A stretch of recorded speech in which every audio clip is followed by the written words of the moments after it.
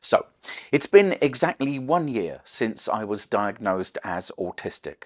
I was 54 then, and I'm 55 now, which is pretty late in life for most things, to be honest. But it still feels like early days in terms of my understanding of what it all means for me. But I have learned a thing or two in the last 12 months, so I thought I'd share those things in a video. Now, in true autistic style, I'll divide this video into nice, neat sections. We'll talk about practical things that I found have helped, and then some things that I'm not such a fan of, and then we'll talk about how it all feels. Now, I'm fully aware that I'm still learning, so if some of the things I say feel obvious to you expert level autistics, then all I can say is that they're new to me, so they might be useful to someone else at a similar stage in their journey. Also, please do leave your tips and experiences for living as a newly diagnosed autistic person in the comments. That'll really help. Okay, let's get started. Number one, practical things, by which I mean things you can buy or get or do. The first gig I had after my diagnosis was being the guest on my friend Jordan and Jess's podcast at the London Podcast Festival. And I sat in the green room, and it was pretty busy and noisy, and people were chatting and laughing and clattering cutlery, and I started to feel grumpy and tense and kind of mentally itchy. And in the past, I wouldn't have known why, and I would have just accepted that other people make me grumpy, and I might have taken my grumpiness out on them, which is not ideal, but that has certainly happened in the past. But this time I kind of stopped and self-examined, and I said to myself, aha! You are suffering from overstimulation. This is an autism thing. And I told my friend Jessie, and I went and found somewhere quiet to sit, and all those unpleasant, uncontrolled feelings kind of went away. And there it is. When people ask me if getting a diagnosis changed anything, well, yeah, that. It means you know what's happening in your head. You can label it. And it's pretty basic, but it's also pretty huge. I also went out and spent money that I didn't really have on some really good noise cancelling headphones. Now, I realise that not everyone can do this, and that absolutely sucks, no argument. But I'm lucky enough that I could just about afford them, and it was money well spent. I never leave the house without them, and usually not without them clamped to my head. Sometimes listening to music or a podcast, but often listening to nothing, just with the noise cancelling function turned on. It softens all the audio spikiness of the outside world and lets me function in a more resilient way. Oh, and also for those times when the outside world has the temerity to seep in, even though I'm wearing my headphones, I use a free ambient noise app to replace it with nice rainfall or seaside or coffee shop background hum. I found that really calms me. And talking of the spikiness of the outside world, I also make sure I have some nice dark sunglasses. They're noise-cancelling headphones for your eyes. I should work in advertising. Anyway, with the headphones on and the sunglasses on, apart from looking like a sad Bono cosplayer, I feel so much more able to function out in the world for longer. I feel like a scuba diver who's been given a larger oxygen tank, so I can stay swimming for longer without starting to panic. What other changes have I noticed in me over the last year? I've been wearing softer, baggier, more relaxed clothes, which I didn't see coming. It's all part, I guess, of being a little more in tune with my own comfort, both emotional, cognitive, and physical. I'm not feeling so weird about planning things in advance. The anxiety of the unknown is a powerful thing, so using Google Street View to make sure I know where I'm going tomorrow and what it looks like reduces the chance of stressful surprises. There's a bunch of smaller practical things in my professional life. Talking to someone on the phone or over Zoom can be very uncomfortable for me, so I much prefer an email or a text. I want to be able to write what I intend to communicate clearly and calmly, and then read it over to make sure that I got it right before sending it. These are some of the ways that I've been learning to practice self-advocacy, to tell people what I have problems with and what will make things easier. That's hard and scary, but it starts with something as simple as requesting clear and ambiguous messaging, and people are usually totally fine with it. It's harder for the person asking than the person being asked.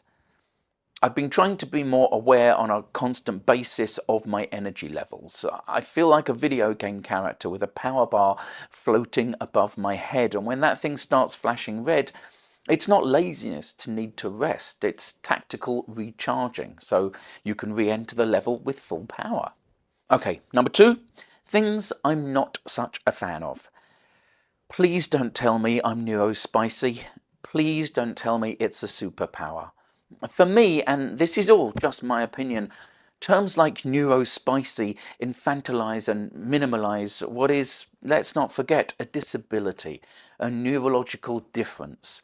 Unless you'd call a deaf person audio wacky, then please don't use your own fun phrases for something that brings me pain.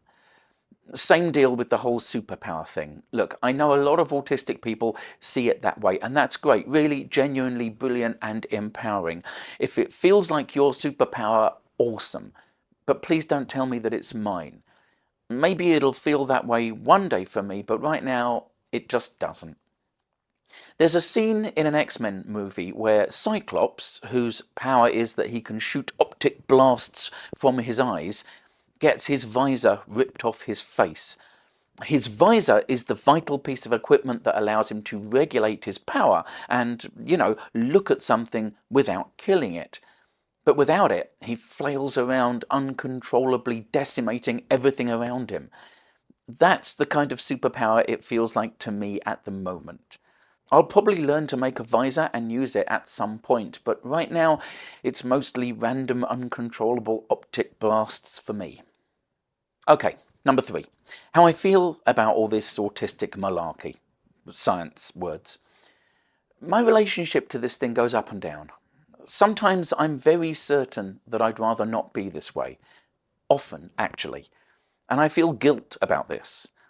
If I'm being honest, it feels like my life and the wider world is atypical enough already. And I kind of wish my own brain wasn't such a false multiplier on how those things affect me. But of course, the way my life turned out, the very unusualness of what I do and how I live, is a product, at least partially, of my neurodivergence. So, regardless of how grumpy or sad I sometimes get about it, it is what it is.